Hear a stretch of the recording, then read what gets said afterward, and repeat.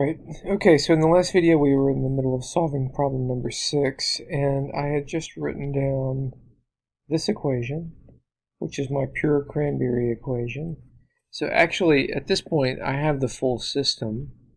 Let's just review what we did. So we have X represents gallons of juice 1, Y represents gallons of juice 2. So we add those two juices together, we get 200 gallons, which is what we want to make.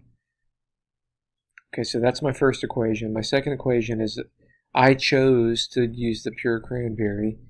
So how much cranberry is contributed by juice 1? Well, 0% of X. And of juice 2, 34% or 0.34 of Y. And together those two make 18% of 200. So all in all, my system is going to be 0.34 inverse, and then we're going to multiply that by 200 over 0.18 times 200. And that's what I need to calculate. So I'm going to go off camera and enter these matrices. I'm in the midst of entering matrix B, this matrix right here. And I just wanted to show you one thing, which is that I can actually do the computation in the actual entry, and it will do that computation for me. So now I'm ready, and I entered this matrix as, matrix A. And so I'm going to invert that and multiply it by matrix B. And there's my answer. So we'll have 94 gallons of juice 1 and 105.9 gallons of juice 2. Okay, let's look at number 7. So this looks like it's going to be a Newton's law of something. What do we got here? A casserole is placed in a 350-degree oven at 5 p.m.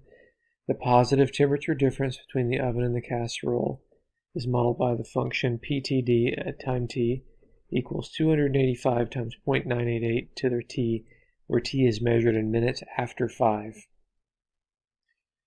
So we're given the PTD function. The casserole is heating up. So this is a Newton's law of heating. And one thing that's kind of different here is that we actually already have the PTD function, so we don't have to enter the data in and do a regression function. We just have to know what to do with this. Because what we actually want is the casserole temperature, so the temperature of the object at time t. So that's the function that we're after. So let me just remind you that when we're working with Newton's law of heating, that the PTD is going to be equal to the room minus the object. In this case, this would be the oven minus the casserole. Okay, so because the casserole's cooler than the oven, right? So if we want to get the temperature of the casserole, then that's going to be, I'm going to move this to the other side.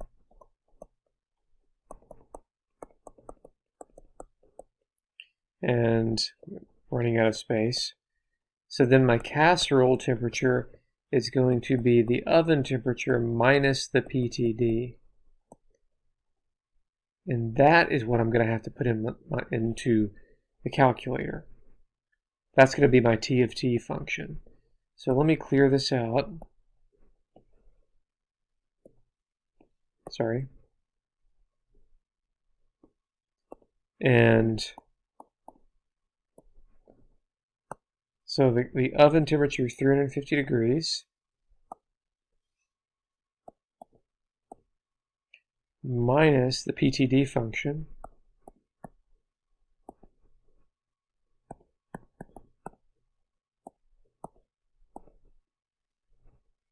Okay, and so now I have the casserole temperature function, and so if I want to know the temperature of the casserole at 6, this is in minutes, so this is going to be 60.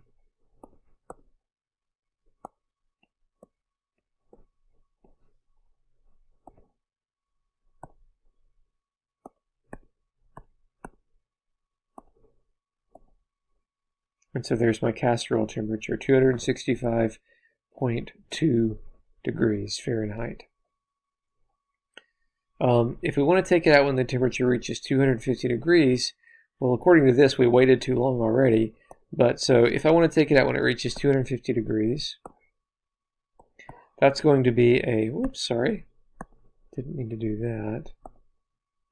This is going to be a calc intersect question. Let's go to the table and see how long this takes.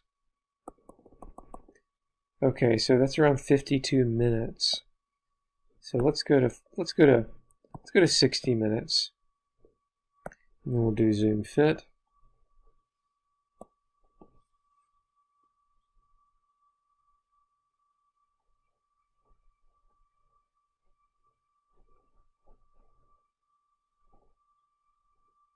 And we just barely got it up here.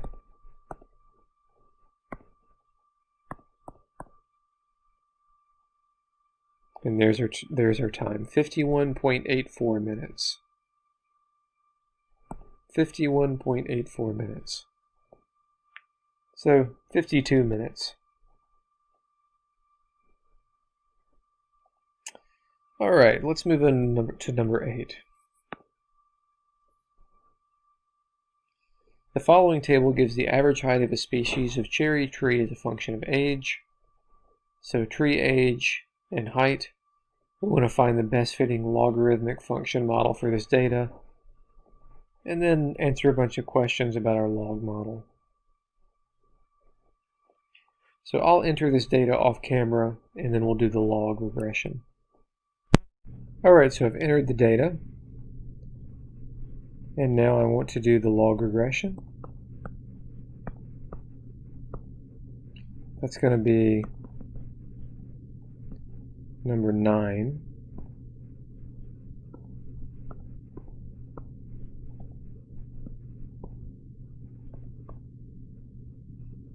Need a parentheses there. Okay. So there's our log function, our best fitting log model. The SSE. Okay, so to find the SSE, we'll go to second stat math sum second stat again resid squared close parentheses, and there's your SSE 1.162. The average error will be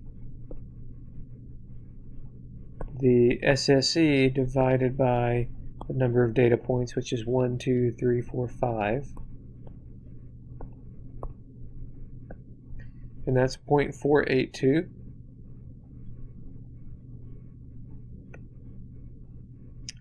Okay. Let's move along. We are now on part F.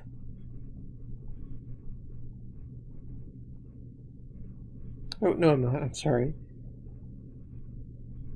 I'm on part D and E, aren't I? Okay, so part D. Express the average error as a percent of the actual average height of 2-year-old trees to 1 decimal place.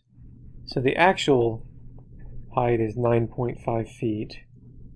So this would be our average error. We would just take this number and divide it by 9.5.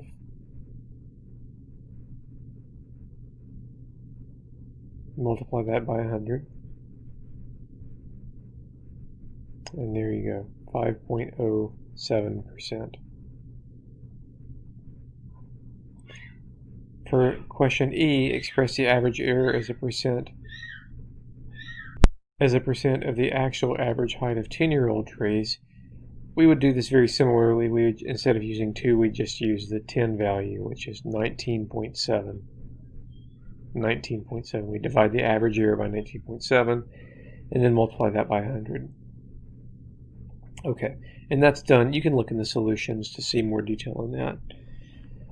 For part F, find your model's correlation coefficient to 4 decimal places. All right, so that's just a calculator value, which we can go to vars, statistics, equation number 7,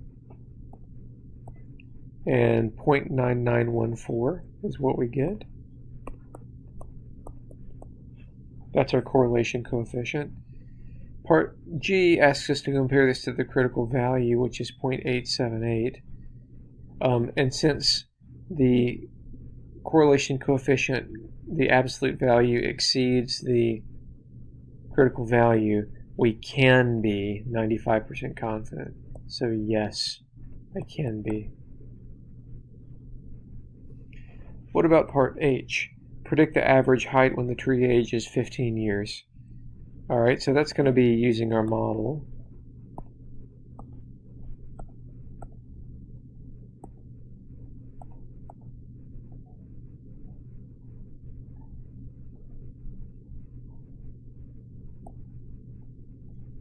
And we get 22.95 feet is the average height. Now, the actual average height in part I is 21.4 feet. So what is the 15-year model error? And what is the percent error? So the model error is the actual minus predicted, so that's going to be 21.4 minus what we just got. That's our model error, negative 1.55. And then the percent error is the model error divided by the actual value, and then multiply that by 100. So that's at negative 7.22%.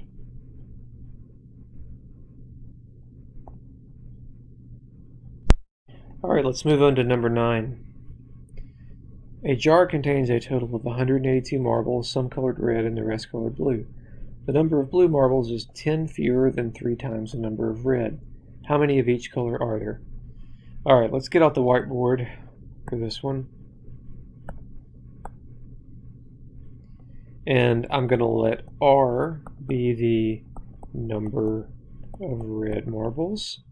And I'm going to let B be the number of blue. And I know that R plus B equals 182 because right here.